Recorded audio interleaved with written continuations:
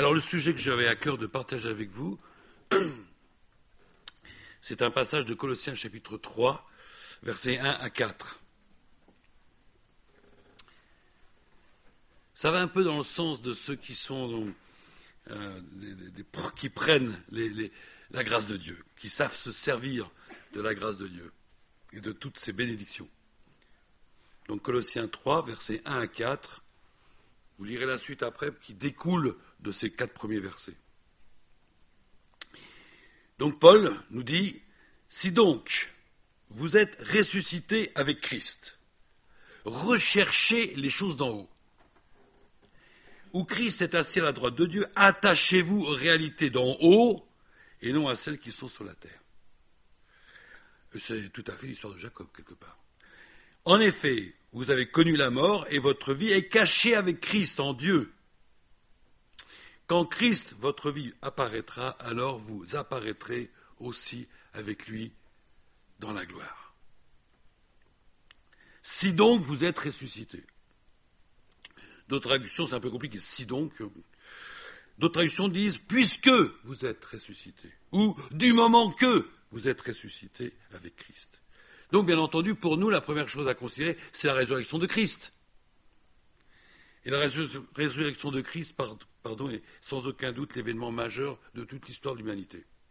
Pas seulement pour nous chrétiens, mais de toute l'histoire de l'humanité. Et on sait très bien comment, à l'époque, on a lutté pour cacher la résurrection de Christ. Des gens sont venus pour garder le sépulcre, afin que les disciples ne viennent pas dérober. Et pourtant, si quelque chose est bien affirmé, plus de 500 témoins oculaires ont vu le Christ ressuscité. Pierre et Paul, dans leur prédication, insistent fortement et appuient toujours, je dis bien, leur annonce de l'Évangile sur le miracle de la résurrection de Christ. Acte 2, 32, c'est ce Jésus que Dieu a ressuscité, nous en sommes tous témoins. La résurrection de Christ est donc le point d'orgue de la parfaite réussite du plan de Dieu. Et c'est la pleine victoire de l'agneau de Dieu. Nous avons ça dans plusieurs passages. Colossiens 2,15, le Christ a dépouillé les dominations, les autorités, les a livrées publiquement en spectacle, en triomphant d'elles par la croix. Par sa résurrection, le Christ est de la part du Père souverainement élevé. Combien nous sommes heureux de savoir que celui qui a tellement souffert est maintenant souverainement élevé. Nous l'aimons. Nous l'aimons. Et nous aimons le fait qu'il soit souverainement élevé. Et combien nous devons désirer que toute langue, que tout genou fléchisse dans les cieux, sur la terre et sous la terre, et que toute langue confesse que Jésus-Christ est Seigneur à la gloire du Père. Il est le roi des rois, le Seigneur des seigneurs, déclaré fils de Dieu, donc héritier de toutes choses, avec puissance selon l'esprit de sainteté. Alors il y aurait tellement de choses à dire et à partager sur toutes les bénédictions induites par la résurrection de Christ et combien je suis heureux qu'un jour, merci mon frère pour ce cantique, ah non, on ne l'a pas chanté, un jour mes yeux verront Jésus, si, non on ne l'a pas chanté celui-là, je ne sais pas pourquoi, excusez-moi, il paraît que le virus commence déjà comme ça. Je sais qu'un jour mes yeux, vous le comptez ce cantique? Je sais qu'un jour mes yeux verront Jésus. Quelle chose merveilleuse.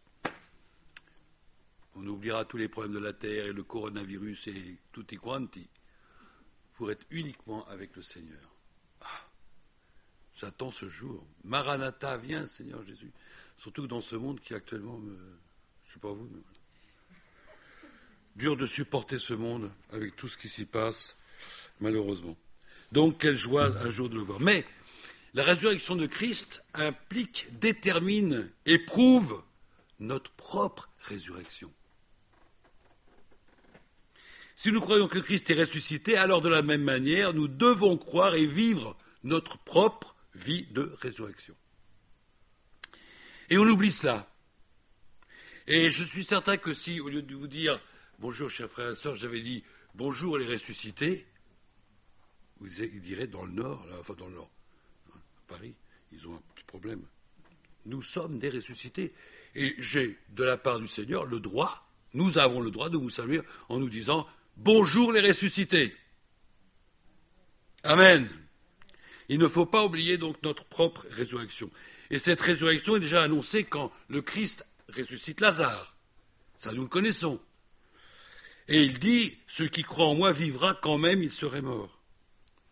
Et puis après, il y a des versets qui s'accumulent dans le même sens. Éphésiens 2:1. Vous étiez morts par vos offenses et par vos péchés, dans lesquels vous marchiez autrefois, selon le train de ce monde, selon ce système, etc. Selon le prince de la puissance de l'air, de l'esprit qui agit maintenant dans les fils de la rébellion. Nous étions tous aussi de leur nombre, et nous vivions autrefois selon les convoitises de notre chair, accomplissant les volontés de la chair, de nos pensées. Nous étions par nature des enfants de colère, comme les autres. L'égalité totale. Quelqu'un disait au moins, le coronavirus va montrer que nous sommes tous égaux, quelle que soit la couleur de notre peau, notre niveau social, on peut tous l'attraper. Égalité totale. Oui, nous étions nous aussi tous des pécheurs, mais, et le plus bon mais de la Bible pour moi, mais Dieu qui est riche en miséricorde, à cause du grand amour de nous a aimés, nous qui étions morts par nos offenses, il nous a rendus vivants avec Christ, et il nous a ressuscités ensemble. Il nous a ressuscités ensemble, et il nous a fait asseoir ensemble dans les lieux célestes. Là, Seigneur, c'est peut-être un peu trop quand même. Ressuscité, d'accord, mais me dire que je suis déjà assis dans les lieux célestes, oui, par la foi. Oui, par la foi. Et le Seigneur nous dit, je vous prépare une place pour que vous soyez avec moi. Mais déjà, nous sommes, en tant qu'enfants de Dieu, déjà assis, et assis la position d'autorité dans la Bible, hein, assis dans les lieux célestes en Jésus-Christ. Alors comment ça s'est passé cette résurrection? Excusez-moi, peut-être un peu de doctrine ce matin. Non. C'est le prof. J'ai honte. C'est Romains 6. Romains 6, verset 3. Et là, il y a une démonstration du pourquoi que nous sommes ressuscités avec Christ. Et c'est merveilleux. C'est merveilleux de voir comment les éléments de la Bible s'accordent les uns aux autres et que tout ça, ça forme un panorama extraordinaire. Ignorez-vous, chapitre 6, verset 3. Ignorez-vous. Eh oui, nous pouvons l'ignorer. Merci Paul de nous le rappeler, 2000 ans plus tard. Que nous tous qui avons été immergés en Christ, c'est en sa mort que nous avons été immergés. Afin que, comme Christ est ressuscité des morts par la gloire du Père, de même, nous aussi, nous marchions en vie nouvelle, ou en nouveauté de vie. En effet, si nous sommes devenus une même plante avec Christ, avec lui, c'est-à-dire totalement unis en faisant un avec Christ, conforme à sa mort, nous le serons aussi en étant conformes à sa résurrection. Sachant que notre vieil homme, notre nature première, a été crucifié avec lui. Ça, c'est l'extraordinaire nouvelle de ce qui s'est passé.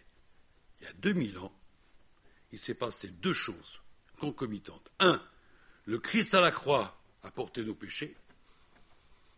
Oui, mais un mauvais arbre produit de mauvais fruits, et vous pouvez faire quoi que vous voulez, il produira toujours de mauvais fruits. Matthieu. Il fallait que l'arbre meure, et qu'une vie nouvelle vienne. C'est pour ça qu'à la croix, non seulement le Christ a porté mes péchés, mais il a porté ma nature. Et la grande victoire de l'Évangile, c'est que je suis mort avec lui. Je suis mort avec lui. Et je suis ressuscité avec lui. Voilà ce que Paul nous explique. Il y a 2000 ans, il a porté le péché à la croix, le Seigneur, comme l'agneau de Dieu, mais aussi il a porté ma nature. Je suis mort avec lui. Et le terme est extraordinaire. Paul nous dit, si nous avons fait une même plante, c'est-à-dire il y a unité, vous savez, une même plante, c'est-à-dire enté en Christ, comme on fait des greffes. J'ai fait un avec lui. Je suis mort avec lui. Et je suis ressuscité avec lui. C'est fondamental.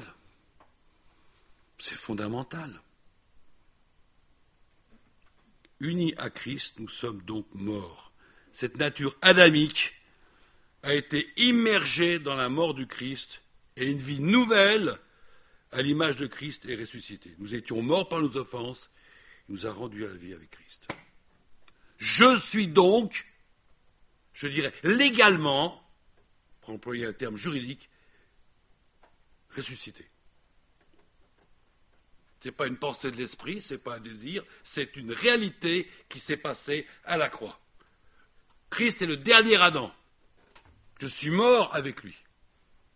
Et je suis ressuscité avec lui. Et lorsqu'on baptise, d'eau, mais on démontre ça. On démontre ça, tout simplement. Immersion dans la mort de Christ. Résurrection avec Christ. J'ai la quasi-certitude, mais je ne veux pas dire que c'est une doctrine, que Dieu voit en nous que Christ. Adam, il ne le voit déjà plus. Nous, on le sent. On le vit, mal, j'espère. Mais quand Dieu me voit, quand Dieu me regarde, quand Dieu vous regarde, si c'est votre cas, ce qu'il voit, c'est Christ en vous, l'espérance de la gloire. Et c'est pour ça qu'il nous aime tellement, nous, ses enfants. Il a tellement aimé son Fils. Il s'est passé quelque chose de terrible à la croix. La colère de Dieu s'est épuisée littéralement sur son Fils chargé de nos péchés. 3 heures d'enfer. 3 heures d'enfer. Séparé de son Père, ce que nous aurions dû connaître, séparé éternellement de Dieu. C'est ça l'enfer. Il disait dans l'Épître aux Thessaloniciens, c'est clairement dit, privé de la présence de Dieu, privé de la gloire de Dieu. Ce n'est pas simplement les flammes telles qu'on peut l'imaginer, ou des fois on en parle comme ça, pour expliquer un peu le phénomène. Mais privé de la gloire de Dieu. Quand on dit, ma vie est un enfer, mais mon frère, ma sœur, le soleil s'est levé ce matin. C'est la grâce de Dieu. Le soleil, l'amitié, les frères, c'est les choses de Dieu. Il y a tellement de choses de Dieu. L'amour paternel, l'amour filial, toutes ces choses, cadeaux de Dieu. L'enfer, il n'y a rien de tout ça. Il n'y a plus rien de tout ça. Et le Christ a accepté ça, séparé de Dieu à cause de moi. Et je suis mort avec lui. Donc il y a 2000 ans, pour nous aujourd'hui, quel que soit l'endroit ou la date, nous tous qui nous sommes repentis de nos péchés et de notre nature de péché, et qui avons demandé à Dieu le pardon, nous avons été par la foi unis et entraînés avec Christ dans sa mort. Vous comprenez ? C'est clair ? C'est ça être chrétien. C'est pas simplement remercier le Seigneur parce que mes péchés ont été pardonnés, le Christ les a pris à la croix, mais c'est pas que ça. C'est ma nature. Bien sûr, en nous, chez Jacques Chrétien, c'est Romains 7, Seigneur, mais j'en ai marre de cette vieille nature, mais quand est-ce que j'en ai débarrassé ? Crois-moi qu'un jour ça viendra, par le coronavirus ou autre chose. Mais déjà, en attendant, aux yeux de Dieu, je suis son enfant. Même si moi, c'est lutte. Hein, Paul le dit, j'ai le désir de faire le bien, mais il y a une loi en moi qui... Mais heureusement qu'un jour, cette victoire de Christ en nous paraîtra. Colossiens 2,12, ayant été enseveli avec lui par l'immersion dans sa mort, j'aime pas le mot baptême, hein. C'est une mauvaise traduction et ça m'agace un peu. Bon, c'est cette immersion dans sa mort, vous êtes aussi ressuscités en lui et avec lui par la foi en la puissance de Dieu qui l'a ressuscité des morts. Voilà, Colossiens 2,12. Et des versets qui nous parlent de ça, il y en a beaucoup. Et alors, bien sûr, on a encore une vocation terrestre hein, sur Terre, et malheureusement, pas toujours facile à vivre, mais, par notre résurrection avec Christ, nous sommes entrés dans une nouvelle vocation, une vocation céleste. Puisque nous l'avons vu, nous sommes assis ensemble dans les lieux célestes. Donc, je vis sur Terre, oui, avec tout ce qu'il y a, mais j'ai déjà une vocation céleste, c'est-à-dire, étant donné que je sais qu'un jour, je serai assis dans les lieux célestes, là où le Seigneur a voulu que je sois, eh bien, je dois déjà penser à cette vocation. La vocation sur terre, elle aura une fin. Elle aura une fin. Et puis, vous savez peut-être, mais les linceuls, il n'y a pas de poche. Mauvaise nouvelle. Mes lingots, j'en ai pas. Mais toutes mes richesses, lorsque le Seigneur nous prendra, toutes nos richesses, oh ma maison, oh mon beau jardin, oh mes biens matériels, oh ma belle voiture, je dois l'abandonner. Ne soyons pas comme la femme de Lot. Merci Seigneur. De toute façon, cette voiture a été toujours en panne. Je plaisante. Mais c'est vrai que bon. Mais nous avons, nous aujourd'hui, une vocation céleste à assumer. Et c'est ça qui est merveilleux. Et c'est ce qui doit nous guider dans toutes nos pensées, nos gestes. Et Paul nous dit dans Ephésiens 4, je vous exhorte donc, moi le prisonnier dans le Seigneur, à l'époque il est en prison, à marcher d'une manière digne de la vocation qui vous a été adressée. Ephésiens 4.1. Donc je dois vivre en ressuscité. C'est ce que Paul nous dit dans ce début d'Épître aux Colossiens, chapitre 3. Si donc vous êtes ressuscités, en avant. Mon vieil homme a été crucifié. On l'a vu ça dans Romains 6. Bien qu'il gigote encore. Galates 2.20, verset merveilleux. J'ai été crucifié avec Christ, et si je vis, ce n'est plus moi qui vis, c'est Christ qui vit en moi. Voilà le ressuscité. C'est Christ qui vit en lui et qui va l'encourager par le Saint-Esprit à agir, à agir, à agir. Et je vis maintenant dans la chair, je vis dans la foi au Fils de Dieu qui m'a aimé et qui s'est livré lui-même pour moi. Toujours dans cette vocation céleste, ceux qui sont à Jésus-Christ ont crucifié la chair avec ses passions et ses désirs. Prise de position avec la grâce de Dieu. Avec la grâce de Dieu. Qui suis-je pour pouvoir dire, moi j'ai crucifié la chair, attention, moi non. Si je n'ai pas la grâce de Dieu, je ne le peux pas. Galates 6.14, un verset extraordinaire. En ce qui me concerne, loin de moi la pensée de me glorifier ou de m'appuyer sur autre chose que la croix de notre Seigneur Jésus-Christ, par qui le monde est crucifié pour moi. C'est ça, mettre une croix sûre. J'ai mis une croix sur le monde, son système, sa pensée, tout ça. Je le subis d'ailleurs souvent plus qu'autre chose. Mais je l'ai crucifié. Et le monde m'a crucifié. Et le monde ne veut pas de moi. Qu'est-ce que c'est qu'un chrétien? Si j'ai lu dans Porte ouverte, c'était les gens les plus faciles à tuer.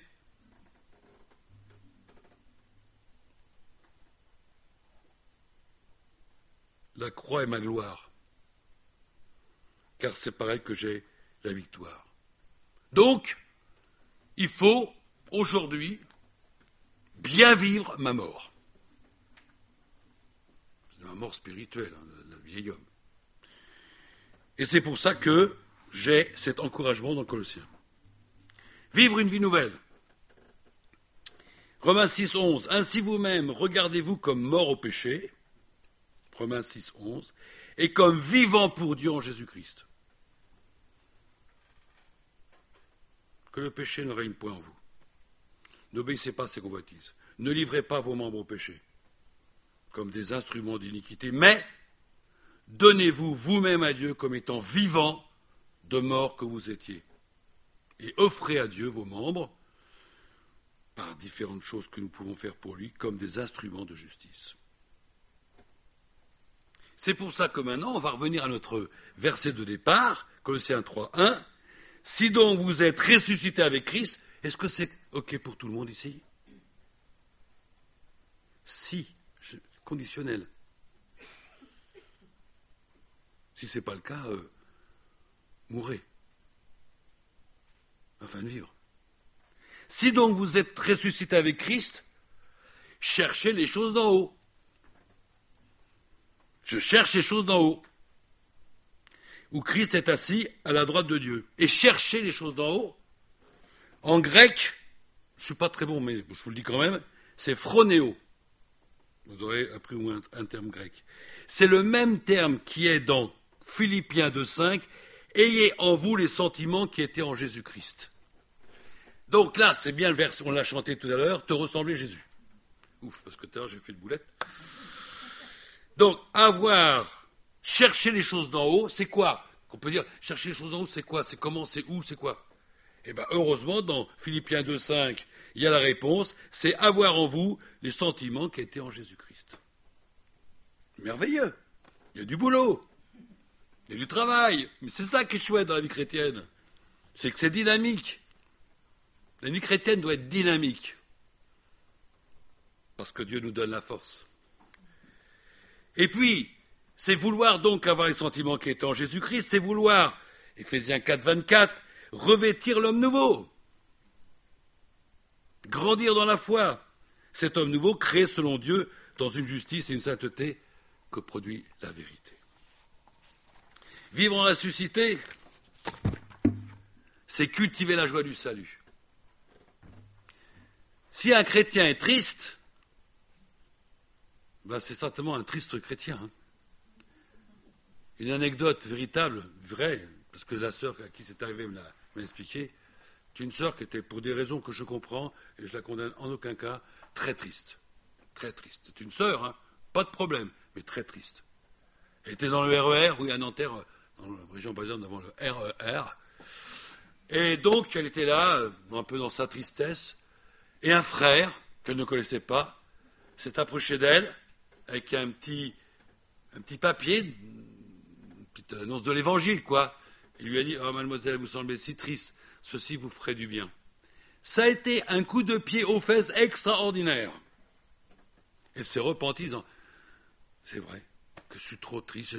Notre joie, en tant que chrétien, la joie du salut, c'est quelque chose qui... » Et Satan va toujours essayer de nous la voler. Satan est un voleur de joie. Et il sait y faire. Il y a des petites choses qui vont faire que, au niveau de ma santé, au niveau de choses que je ne suis pas d'ailleurs responsable, de mon environnement, etc., mon travail, satati, ma joie, je vais l'oublier. Et ça, je ne veux pas, il ne faut pas, bien aimé, oublier cette joie, parce que c'est ce que Dieu nous donne. Le Christ nous donne cette joie. Vivre en ressuscité, c'est aussi investir. Amassez-vous. Matthieu 6, 19. Ne vous amassez pas des trésors sur terre où la teigne et la rouille détruisent et où les voleurs percent et dérobent, mais amassez-vous. Alors j'aime le terme amassez-vous. D'ailleurs, ce n'est pas des petites choses. C'est-à-dire que j'y vais à fond les manivelles, comme on dit. Je veux amasser un maximum de trésors. Ce n'est pas des petits placements, là. On ne travaille pas avec le CAC 40. Seigneur, je veux amasser des trésors. Amasser dès maintenant. C'est drôle, ça. Maintenant, je peux amasser des trésors dans le ciel. Tiens, ça, c'est étonnant comme idée. Mais c'est ta parole, Seigneur. Des trésors. J'investis. J'investis pour l'avenir. Oh, sans penser à une rétribution quelconque. Mais j'investis. J'annonce l'évangile autour de toi. J'amène des gens à ton salut. Etc. J'investis. Ça, c'est merveilleux. C'est merveilleux. Là où la teigne et la rouille ne détruisent pas, et où les voleurs ne percent ni ne dérobent, car là où est ton trésor, nous dit le Seigneur, là aussi sera ton cœur. J'investis, j'amasse. Tout ce que je peux faire, j'amasse. Pas du côté de maman, Surtout qu'actuellement, avec ce qui se passe là, le CAC 40, en pleine déconfiture. Et comme le monde est fragile, un petit microbe, je ne sais même pas quelle est la taille de ce virus, nanomètre peut-être. Tout est en l'air. Il y aura, le Seigneur, même avec le mal, peut faire du bien. Tu le disais tout à l'heure, mon frère, c'est vrai que la pollution, d'un seul coup, j'ai vu les cartes de la Chine avant et maintenant, c'est incroyable. Avant, c'était un gros nuage, et maintenant, c'est tout propre. Comme notre Seigneur est fort. Moi, je l'aime parce qu'il est fort. Il est le Tout-Puissant. Il fait ce qu'il veut, quand il veut, comme il veut. Dans ma vie, comme dans la vie de chacun d'entre nous. Donc, nous sommes des ressuscités. Vivre en ressuscité, donc, c'est chercher les choses d'en haut, c'est s'amasser des choses dans le ciel, accomplir notre vocation céleste, en ayant les regards vers celui qui est assis à la droite de Dieu, qui est le premier d'entre les morts, selon Colossiens 1,18. Il est la tête du corps de l'Église, il est le commencement, il est le premier-né. Et puis aussi, vivre en ressuscité, c'est vivre dans l'attente. C'est vivre dans l'attente de rencontrer le Seigneur, Colossiens 3 poursuit. En effet, vous avez connu la mort, votre vie est cachée en Christ. Un chrétien, ça salue. Il n'y a pas une petite croix qui est lumineuse. Hein. Dans ce monde, il est presque anonyme. On ne le reconnaît pas au premier coup, je dirais. Quand on discute avec lui, normalement, oui, on doit le reconnaître. Il vaut mieux d'ailleurs. Ça, c'est bien. Donc, ce passage nous dit, après avoir ramassé, après avoir voulu avoir une vie digne d'un ressuscité, Colossiens 3 nous dit, votre vie cachée en Dieu, en Christ, notre vie cachée avec Christ en Dieu, mais quand Christ, notre vie apparaîtra, alors vous apparaîtrez aussi avec lui dans la gloire. Apparaître avec lui dans la gloire. Quoi ? Dieu veut me glorifier ? Oui, il veut nous glorifier. Pas maintenant, bien que n'y a-t-il pas une certaine gloire, pas la gloire de l'homme, hein, d'être ambassadeur de Christ. Il y a quelques années, à Rueil-Malmaison, la ville qui est juste à côté de nous, il y a eu une école, ils ont appelé l'école Andersen. Andersen est donc un Norvégien. Oui. Bon, personne ne dit le contraire, ça va être ça. Danois, bravo. Danois, c'est un Danois. Parce que entre Rueil-Malmaison et le Danois, il y a eu des choses pendant les guerres, je sais pas, bref. Donc ils ont fait cette école Andersen. Et donc ils ont demandé à 2 enfants de s'habiller en petits Danois et de petites Danoises. Et donc, voilà, donc il y avait un des enfants parmi ceux-là, et l'ambassadeur du Danemark était là. Il a vanté son pays, mais qu'est-ce que c'est que le Danemark ? Je n'ai rien contre ça, je les aime, pas de problème avec eux. Je dis, mais qu'est-ce que c'est que le Danemark ? Sur la carte du monde, c'est quoi ? C'est gros comme un pouce, hein ? C'est pas bien gros. Il avait une fierté à présenter son pays, mais à l'écouter, vous n'aviez qu'une envie, c'était de partir au Danemark. Ça m'a tellement touché, j'ai dit, mais est-ce que moi, quand je parle en tant qu'ambassadeur du royaume de Dieu, c'est quand même autre chose que le Danemark, n'en déplaise aux Danois, est-ce que j'ai le même allant, est-ce que j'ai le même punch, est-ce que j'ai la même description, est-ce que j'en suis heureux, etc. C'est un exemple que j'ai souvent cité, un peu à droite à gauche, parce que ça m'a vraiment touché. Et quand Christ me dit, tu es mon ambassadeur sur terre, voilà tes lettres de créance. Ah oui, un ambassadeur doit avoir des lettres de créance. Il y a tellement de joie de pouvoir parler de notre royaume céleste, où est le Seigneur Jésus. Donc, vivre en ressuscité, c'est vivre dans l'attente de rencontrer le ressuscité. Et là encore, c'est quelque chose qui doit nous encourager, parce que c'est la destination finale de notre vie, être auprès du Seigneur. Être auprès du Seigneur. Mais ne seront qu'avec lui que ceux qui sont ressuscités. C'est pour ça que j'insiste, pour savoir si vous avez la certitude de faire partie de ceux qui sont ressuscités. Ça ne doit pas être simplement des mots, ce que je vous ai dit. C'est des réalités. On est ou on n'est pas. On est mort avec Christ ou on n'est pas mort avec Christ. C'est pas, je vous dis ça, c'est bien plus grand, si je puis dire, que le seul, qui est déjà merveilleux, pardon des péchés. Il y a une autre dimension. Il y a une autre dimension.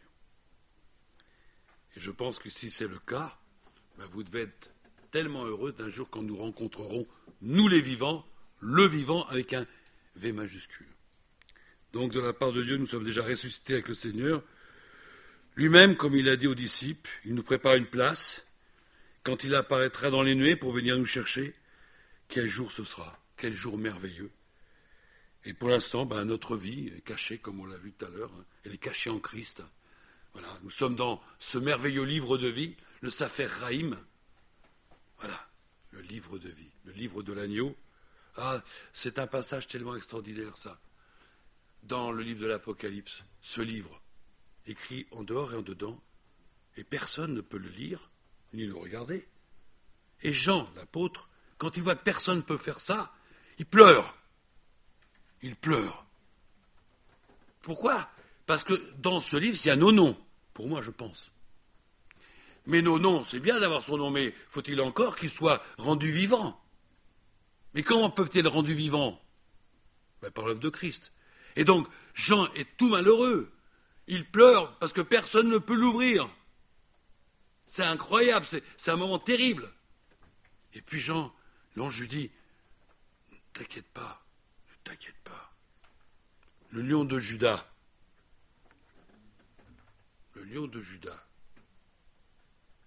non, c'est pas le lion de Juda qui va l'ouvrir. Juste après, il y a un autre nom, l'agneau de Dieu. Et c'est l'agneau de Dieu, celui qui a donné sa vie pour nous, qui est capable, et lui seul, parce qu'il est dit, il n'y a personne d'autre, parce qu'il n'y a pas d'autre nom qui puisse nous sauver. Et c'est un moment extraordinaire. Et là, il y a une louange qui monte quand l'agneau, ouvre ce livre. Et il est dit juste après, je vais lire le passage parce qu'ils vont dire, pas des bêtises, mais je peux se tromper. Dans ce livre de l'Apocalypse, c'est tellement merveilleux ce passage. Je pense que vous le connaissez parce que c'est un passage quand vous avez un peu le blues, quand vous n'êtes pas très en forme, comme médicament, je vous conseille Apocalypse, chapitre 5, voilà. Puis je vis dans la main droite de celui qui était assis sur le trône un livre écrit en dedans et en dehors, scellé de 7 sceaux, et je vis un ange puissant qui criait d'une voix forte, qui est digne d'ouvrir le livre et d'en rompre les sceaux? Et personne dans le ciel, ni sur terre, ni sous la terre, ne put ouvrir le livre ni le regarder. Je pleurais beaucoup. Parce que si personne ne le livre, ça veut dire que c'est enfer pour tout le monde. L'un des vieillards me dit, ne pleure pas. Voici le lion de la tribu de Juda, le rejeton de David. Il a vaincu pour ouvrir le livre de 7 sceaux. Donc on dit à Jean, regarde bien le lion de la tribu de Juda. Et juste après, et je vis au milieu du trône et des 4 êtres vivants et au milieu des vieillards un agneau. Le lion de la tribu de Juda est aussi l'agneau qui est là comme immolé. Et puis donc, il prend le livre de la main droite de celui qui est assis sur le trône, donc Dieu le Père. Et puis ensuite, donc, il y a ces chants. Tu es digne, verset 9, de prendre le livre et d'en ouvrir les sceaux, car tu étais immolé et tu as racheté pour Dieu par ton sang des hommes de toute tribu. Des petits, des grands, des jaunes, des verts, tout ce que vous voulez. Et puis des hommes de toute tribu, de toute langue, de tout peuple et de toute nation. Et tu as fait d'eux un royaume, et des sacrificateurs pour notre Dieu. Moi, j'ai vraiment envie de voir cet agneau de Dieu. Et je comprends que j'en pleurais. Parce que l'affaire était mal partie, si je puis dire. Mais Dieu qui est riche en miséricorde, à cause du grand amour dont il nous a aimés, etc., etc. Et donc, au verset 12, après, il y a une description, il y a des myriades de myriades, des milliers de milliers qui disent d'une voix forte, l'agneau qui a été immolé est digne de recevoir la puissance, 1, la sagesse, la richesse, 2, la sagesse, 3, la force, l'honneur, la gloire et la louange, 7, c'est parfait. Bon, je m'écarte un peu du sujet, mais je pense que nous devons vivre dans cette vision de ce qui va se passer. Et combien c'est un verset encourageant, parce que souvent cette vieille nature qui est encore en nous est en guerre avec cette vie nouvelle qui est en nous. Et des fois on se dit, mais comment ça va se terminer toute cette histoire pour moi? Lisez ce chapitre 5 d'Apocalypse. Lisez, parce que là c'est la victoire définitive, terminale de l'agneau de Dieu. Voilà mes chers amis, ce que je voulais vous partager ce matin. Donc, vivons comme des ressuscités, amassons des trésors dans le ciel. Refusons tout ce que le monde perverti peut nous offrir. C'est dur, je sais, pour les jeunes en particulier. Quand tu avais leur âge, beaucoup moins de choses difficiles à vivre. Mais aujourd'hui, je sais que c'est difficile à vivre. Seigneur, nous te louons pour ta parole, parce qu'elle nous explique d'une manière si claire comment tu as fait de nous des ressuscités. Ce n'est pas seulement ta pensée, tu as tout fait pour que cette chose soit une réalité. Et maintenant, nous sommes tes enfants. Et maintenant, nous sommes de ton peuple. Et maintenant, nous sommes de ceux qui ont été écrits dans ce livre de vie, mais qui sont maintenant manifestés comme tes enfants.